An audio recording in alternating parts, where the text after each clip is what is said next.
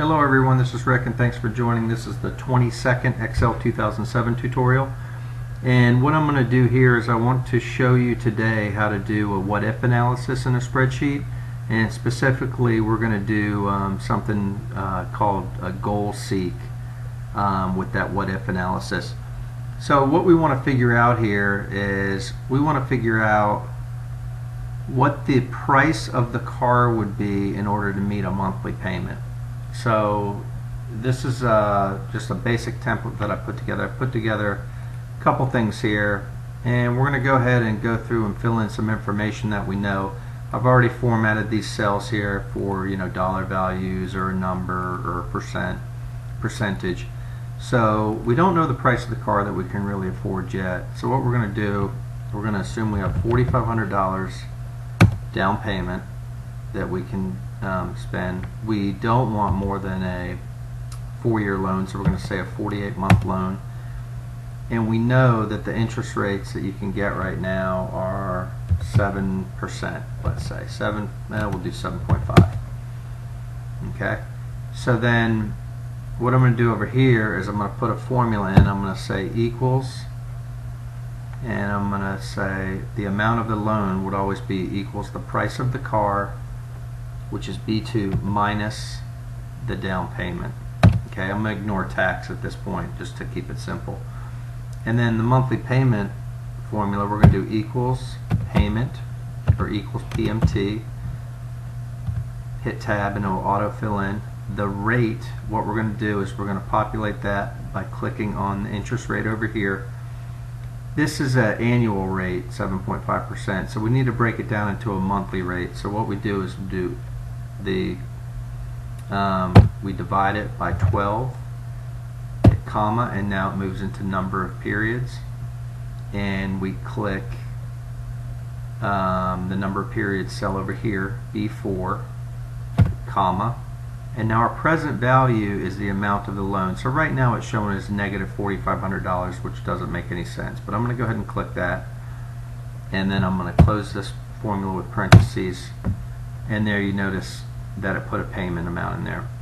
One interesting thing about payments is that excuse me, is it's a negative number when it comes out. So if this were positive $4,500,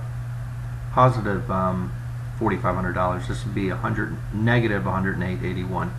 So the way to fix that is put a minus sign in front of your formula, hit return, and now you notice it's negative $108.81, which makes more sense. So what we want to do here is we want to go ahead and click on this cell F3 here, and then we want to go to Data tab, What If Analysis, and we're going to do a goal seek. Okay? What do we want to set? We want to set the cell F3, and what do we want to set it to? We do not want to spend more than $500 a month on our car payment. So we're going to go ahead and just say set it to $500, and then how are we going to set that? We're going to set it by changing a cell. But what cell do we want to set, or do we want to change? We want to change this cell, and you notice it puts it in, it automatically populates it. Hit OK, and there you have your answer. You can afford a $25,179 car to keep your monthly payment at $500. Now the nice thing is we put cell references here in the formulas versus static values. So now if I go over here and I find out the dealership is selling certain models and they're willing to sell them with 4.9% interest loan,